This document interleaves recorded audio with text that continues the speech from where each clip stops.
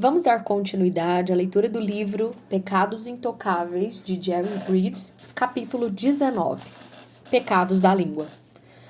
Durante os meses que tenho me dedicado a escrever este livro, sempre alguém me pergunta: sobre o que você está escrevendo? Quando menciono pecados intocáveis ou aceitáveis, invariavelmente a pessoa revira os olhos e responde: ah, coisas como a fofoca, imagino. Parece que esse é o primeiro pecado cristão que vem à mente, o que nos leva a concluir que se trata de uma prática predominante entre nós que continuamos a tolerar em nossas vidas. No entanto, por mais difundida que seja a prática da fofoca, ela está longe de ser o único pecado da língua.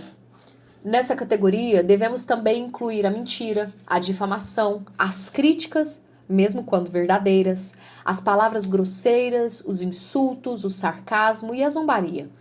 Na verdade, temos de afirmar que qualquer conversa que humilhe alguém, seja a pessoa de quem ou com quem estamos falando, é pecado da língua. A Bíblia está repleta de advertências contra os pecados da língua. Só o livro de Provérbios contém cerca de 60 dessas advertências. Jesus avisou que prestaremos conta de cada palavra inútil que proferirmos, conforme Mateus 12:36.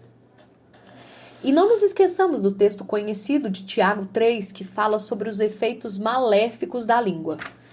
Tiago iguala esses efeitos a um pequeno fogo que incendeia uma floresta inteira e a um membro que contamina todo o corpo. O versículo, porém, que mais tem me ajudado a lidar com os pecados da língua é Efésios 4:29. Não saia da vossa boca nenhuma palavra que cause destruição, mas só que seja boa para a necessária edificação, a fim de que transmita graça aos que ouvem. Esse versículo é uma aplicação do ensino despir-revestir, que Paulo acrescenta em Efésios 4:22-24. O apóstolo ensina que devemos nos despir dos traços malignos da velha criatura e, ao mesmo tempo, nos revestir prontamente dos traços benignos da nova criatura gerada em Cristo. Ao examinarmos Efésios 4:29, observamos que não devemos permitir que nenhuma conversa corrupta saia de nossa boca. Essa conversa não se limita a palavrões e obscenidades. Inclui todos os tipos de conversas negativas que mencionei anteriormente. Note a proibição absoluta de Paulo. Nada de palavra destruidora. Nenhuma sequer. Isso significa nada de fofoca, nada de sarcasmo, nada de crítica, nada de palavras grosseiras. Todas essas conversas malignas que geralmente destroem outra pessoa têm de estar fora de nossas conversas. Imagine como seria a Igreja de Cristo se todos nós praticássemos esse ensino de Paulo. Ao estudarmos os pecados da língua, vamos começar por aquele que vem primeiro à nossa mente: fofoca. Fofocar é espalhar comentários desfavoráveis sobre alguém, mesmo que sejam verdadeiros. Mas geralmente a fofoca é baseada em rumores, o que torna o pecado ainda pior. Parece que fofocar alimenta o nosso ego pecador, especialmente quando o comentário que passamos adiante é negativo. Ou seja, falar do defeito do outro nos faz sentir melhores. Em algumas ocasiões, revestimos a fofoca de santidade. Só estou falando isso porque quero suas orações. Se descobrimos algo negativo sobre alguém, devemos orar pela situação, mas nunca espalhar a conversa nociva. Além de dizer que tipo de conversa temos de abandonar, Efésios 4:29 nos ensina sobre o que conversar. Devemos conversar apenas sobre o que edifica e dá graça aos que ouvem. Assim, quando formos tentados a fofocar, temos de nos perguntar: o que eu vou dizer irá destruir ou edificar a pessoa sobre quem falarei? Bem próximo ao pecado da fofoca, encontramos o pecado da difamação. Difamar é dizer falsidades ou distorções que prejudicam a reputação de alguém. As campanhas políticas, por exemplo, são notórias por difamarem seus oponentes. Um candidato atribui ao adversário uma postura baseada em suas afirmações fora de contexto ou um fato isolado acontecido há muito tempo. As afirmações desse gênero têm o objetivo de criar uma imagem falsa, de destruir a reputação do outro. Será que os cristãos caluniam? Claro que sim. Caluniamos ao atribuir motivações erradas a alguém. Mesmo sendo incapazes de ver seus corações ou de saber de suas circunstâncias em particular. Caluniamos ao afirmar que o outro não é um cristão de verdade, porque ele não segue as mesmas orientações espirituais que nós ou não pratica as mesmas atividades que praticamos. Caluniamos ao distorcer a posição de alguém sobre um assunto sem antes saber o que ele pensa de verdade. Caluniamos ao dar proporção exagerada ao pecado de alguém, fazendo com que a pessoa pareça mais pecadora do que realmente é. Geralmente, a fofoca é motivada pelo desejo de parecer melhor do que o outro. No mundo dos negócios, isso é chamado de esfaquear pelas costas ou subir a escada corporativa à custa de outros. Os cristãos agem assim muitas vezes. Membros de organizações cristãs e igrejas também procuram levar vantagem por meio da calúnia. Caluniar é, na verdade, mentir. Claro que existem outras formas de mentir. Geralmente entendemos a mentira como uma afirmação falsa e provavelmente a maioria de nós evita esse tipo de conversa. No entanto, mentimos quando exageramos, quando não dizemos toda a verdade ou quando proferimos uma mentirinha branca, uma mentira que achamos que não vai ter consequência alguma. Não importa a forma.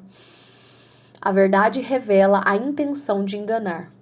Um bom teste a ser feito é nos perguntarmos: isso é verdade? Criticar é fazer comentários negativos que talvez sejam verdadeiros, mas não precisam ser ditos. Por exemplo, ela passa o dia inteiro na frente da televisão, ou ela não vai bem nos estudos. Antes de fazer comentários assim, devemos nos perguntar: o que vou dizer é agradável? É necessário? Nesse caso, precisa mesmo ser dito? Não pecamos somente em nossas conversas sobre os outros, mas também quando conversamos com os outros. Esse tipo de conversa maldosa inclui palavras ásperas, sarcasmos, insulto e desdém. O denominador comum em todas essas formas de conversas nociva é a nossa busca por destruir, humilhar ou magoar a outra pessoa. É uma conversa resultante de impaciência ou raiva. Jesus disse: a boca fala do que está cheio o coração, conforme Mateus 12:34. Isso significa que, embora falemos dos pecados da língua, o problema verdadeiro está em nosso coração. Por trás de toda fofoca, calúnia, críticas, insultos e sarcasmo, existe um coração pecador.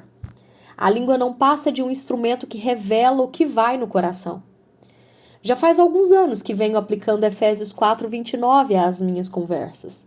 Sei que falho algumas vezes, mas pelo menos esse é o padrão, ou o alvo, que desejo alcançar. Certa noite, abri a boca para falar mal de um ex-colega à minha esposa. E então, me lembrei de Efésios 4:29 e, como costumamos dizer, mordi a língua. Até a manhã seguinte, fiquei muito feliz com meu autocontrole. Durante o tempo a sós com Deus, lembrei do incidente da noite anterior e um pensamento me assaltou. Mas você pensou em falar, não pensou? Parei na hora. Entendi que precisava guardar não somente a língua, mas o que havia de mais importante. Precisava guardar o coração. Davi orou: as palavras da minha boca e a meditação do meu coração sejam agradáveis na tua presença, Senhor, minha rocha e meu redentor. Salmo 19:14. Davi não estava preocupado apenas com suas palavras, mas também com os pensamentos de seu coração. Aprendi a orar da mesma forma. Ainda uso Efésios 4:29 como diretriz, mas agora busco aplicá-lo tanto aos meus pensamentos como às minhas conversas. Gostaria que nenhum pensamento destruidor saísse do meu coração, mas somente aqueles que edifiquem as pessoas que me ouvem. Se realmente quisermos nos revestir da nova criatura feita à imagem de Deus na verdadeira justiça e santidade, teremos de usar Efésios 24, 29 como um de nossos princípios norteadores.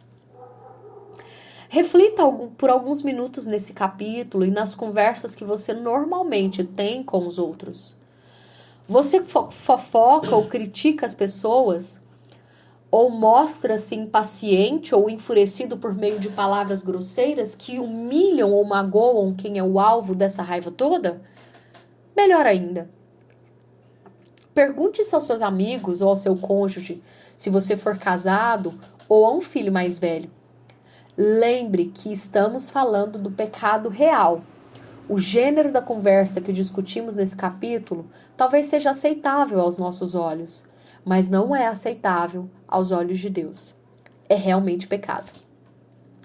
E assim nós concluímos o capítulo 19 sobre os pecados da língua.